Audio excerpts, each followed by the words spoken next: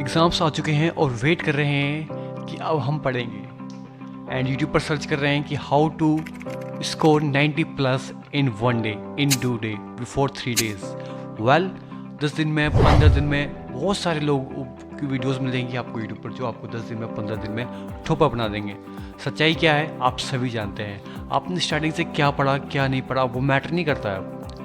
अब आप क्या कर सकते हो इन 2 3 4 दिन में, आप क्या कर सकते हो वो बहुत मैटर करता है। आपने किस इंटेंसिटी से काम किया पहले वो मैटर नहीं करता। आपके पास जो अभी टाइम है उस में आपको हाई इंटेंसिटी के साथ स्टडी करनी होगी।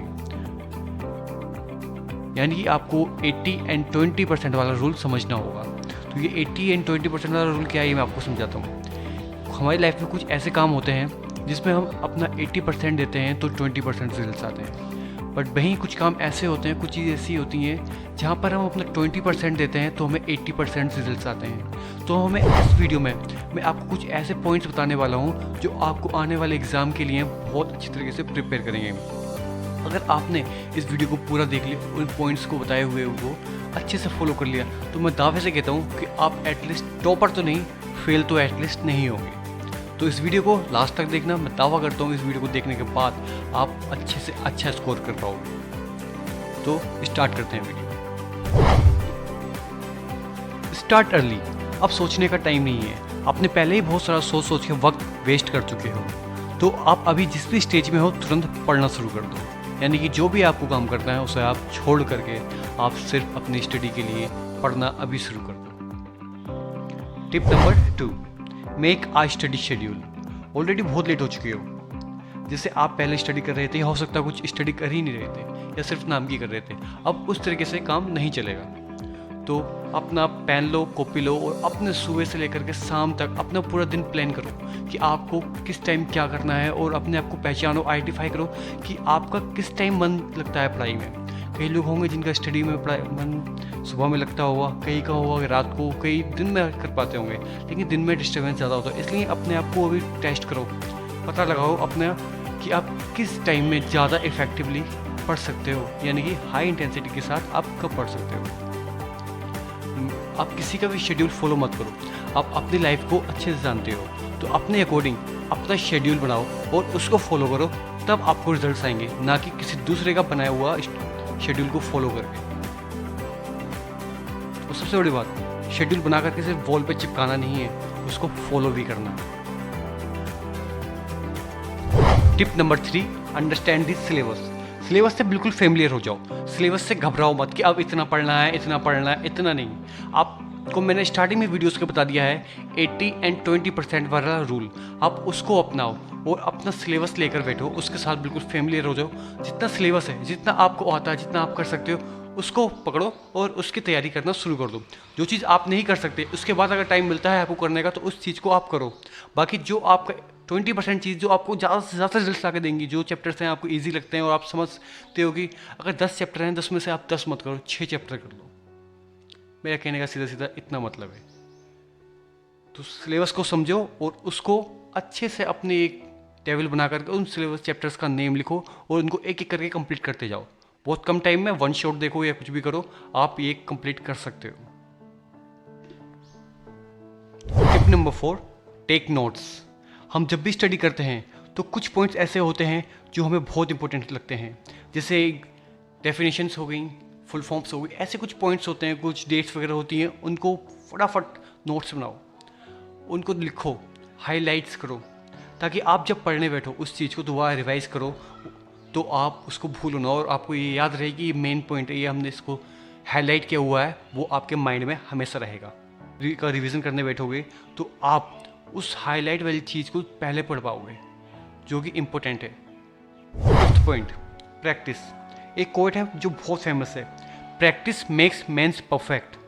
एक योद्धा जब युद्ध की तैयारी करता है ना तो वो अपनी प्रैक्टिस में इतना पसीना बहाता है कि जब भी मैदान में युद्ध करने के लिए जाता है ना तब उसका खून उतना ही कम बहता है। तो आप एक योद्धा हो, आपकी तलवार आपका पेन है और एग्ज़ाम नहीं है, वो युद्ध का मैदान है और आपको वहाँ फतेह यानी कि जीत करके आना है। तो प्रैक्टिस करो हर चीज़ की। हर चीज़ कोई दिन में नहीं मिल जाती, एक में प्रैक्टिस करने से ही सब कुछ मिलता है। जब आप प्रैक्टिस करोगे तो आप अपनी वीकनेस एंड स्ट्रेंथ को पहचान पाओगे। तो आप अपनी वीकनेस को जब पहचान जाओगे तो उसको भी स्ट्रेंथ में बदल सकते हो उस पर काम करके। तो practice must. Tip number 6, get adequate sleep. एक इंसान से आप लगातार 24 घंटे काम करवाओ, वो स्टार्टिंग 8, 10, 12 घंटे तक तो बहुत अच्छा काम करेगा, क्योंकि वो ह्यूमन है या कोई भी एक चीज़ है, उसकी एक लिमिट होती है। तो वो 8, 10, 12 घंटे तक बहुत अच्छा काम करेगा। वो काम अगर आप उसको फोर्स करोगे तो काम वो 24 घंटे तक भी कर लेगा, लेकिन वो प्रोडक्टिविटी वो नहीं कर पाएगा। वैसे ही अपनी एक स्लीप लो, अपने बॉडी को रेस्ट दो, उसको रिकवर करने का टाइम दो। जैसे ही आप पढ़ना बैठो उसको थोड़ा सा 5 मिनट का गैप दो, फिर पढ़ो 1 घंटा, फिर 5 मिनट का गैप दो, और स्लीप पूरी लो। जब आप एडुकेट स्लीप लेते हैं तो आपकी परफॉर्मेंस अपने आप इंक्रीज़ हो जाती है, आपकी परफॉर्मेंस बहुत बेटर हो जाती है। आप काम 2 घंटे में कर पाते हो, अगर आप बिल्कुल फ्रेश हो तो आप उस काम को 1 या 1.5 घंटे में कर पाओगे बहुत अच्छी तरीके। जब आप स्लीप अच्छी से लोगे तो आपके स्ट्रेस लेवल बहुत कम हो जाएंगे, और स्ट्रेस तो आपको लेना ही नहीं है। अगर स्ट्रेस लोगे तो स्लीप भी नहीं आएगी, इसलिए स्लीप लो अच्छे से, स्ट्रेस बिल्कुल मत लो, बस काम करते जाओ। Stay organise. आप जब भी पढ़ने बैठो तो अपने घर में एक प्लेस डिसाइड करो अपना। उस प्लेस पर अपना सारा मटेरियल जितना भी है स्टडी का, बुक्स, नोटबुक्स, पेन्स, सब लेकर वहाँ बैठ जाओ एक बार में, ताकि इससे ये हेल्प होगी। आप जब भी बाहर से आओगे कहीं से भी, आप सीधे अपने रूम में आपकी जो भी प्लेस है वहाँ पर बैठोगे तो आपको ये सारी चीज़ें ढूंढनी नहीं पड़ेंगी, आपका बहुत सारा टाइम सेव होगा और आपका पढ़ाई में भी फिर मन लगेगा। Tip number 8, seek help. और आपको कोई कंसेप्ट समझ में नहीं आ रहा है तो आप किसी की हेल्प लेने से झिझकाओ मत, शर्माओ मत कि कहीं मैं उससे हेल्प लूँ तो मेरी इमेज कम हो जाएगी। ऐसा कुछ नहीं होता नॉलेज में भी।